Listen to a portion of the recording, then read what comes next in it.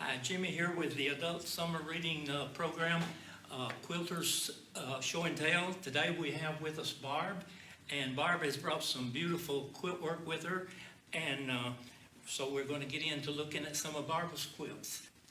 Thank you for coming, Barb, and we have a beautiful quilt hung up here. You want to tell us a little bit about it? Okay, well, thank you. My name's Barb Gaynor, and I'm a member of the Stitch, Show, and Share quilt group that meets right over here at the Methodist Church on the third Saturday of the month, and we'd love to have you come. This is my Underground Railroad quilt, and it has a lot of history, so I'm going to give you that history lesson today.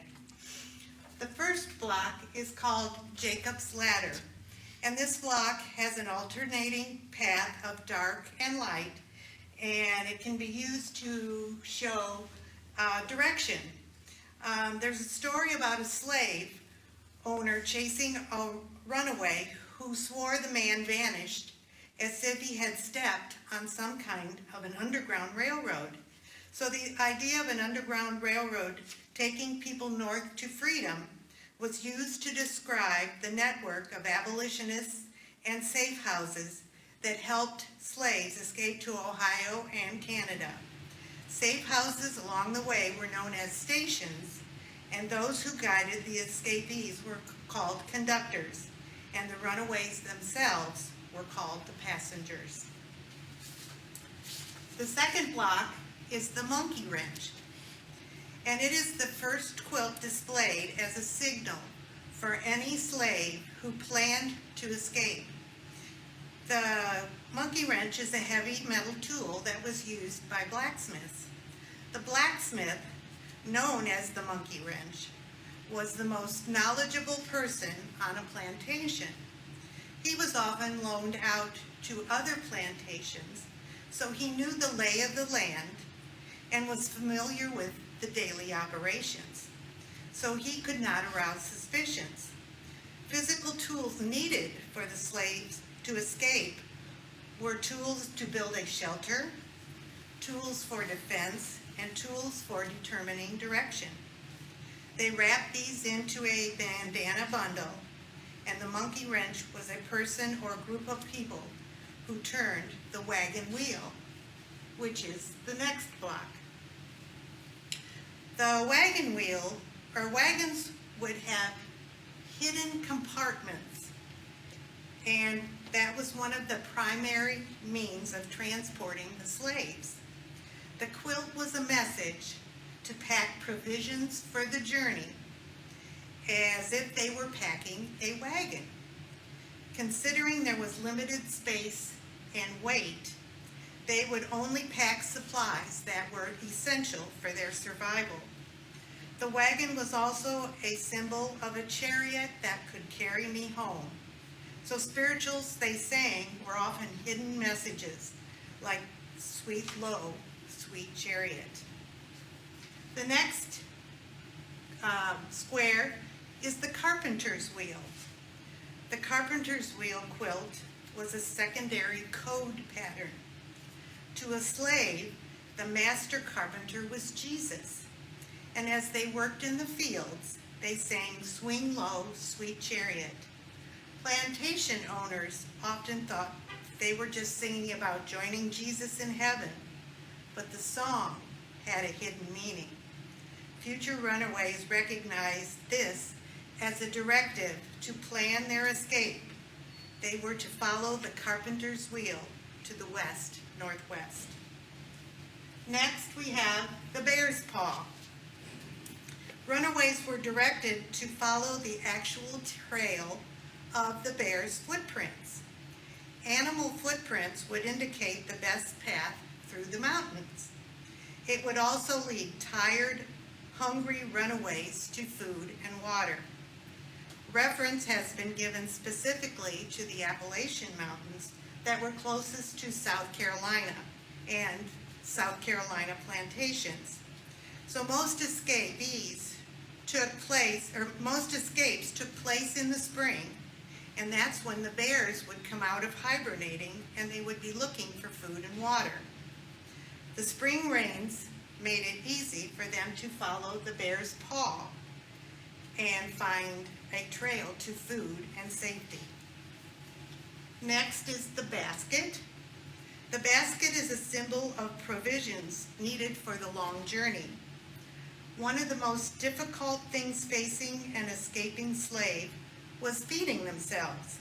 They couldn't just walk into town and buy food, so they relied on the abolitionists to give them baskets of provisions and tools. If a quilt with a basket was displayed on a front porch, they knew that that was a safe house where they were among friends and could get food. The next one is the crossroads. Once fugitives made it safely through the mountains, they were to travel to the crossroads, or a city where they would find protection and refuge. The main crossroads, or terminals, were in Cleveland, Ohio. There were 4 or 5 overland trails and water routes connected with Cleveland. Fugitives referred to Cleveland as Hope and Detroit as Midnight.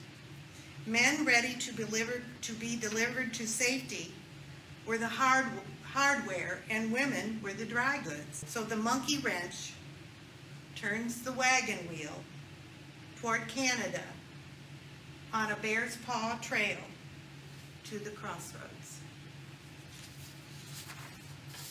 The log cabin. This is the 5th block in a secret code. It could have indicated a specific house as a safe house where they could get aid and be hidden. It was also a signal to build a log cabin in the winter to establish permanent residency in a free area. And usually the center block was red, which represented hearth or fire in the cabin. And if it had a yellow center, it indicated a light or beacon in the wilderness. Next we have shoe fly. Shoe fly represents an actual person who would help the escaping slaves. He would secretly hide them and give them aid.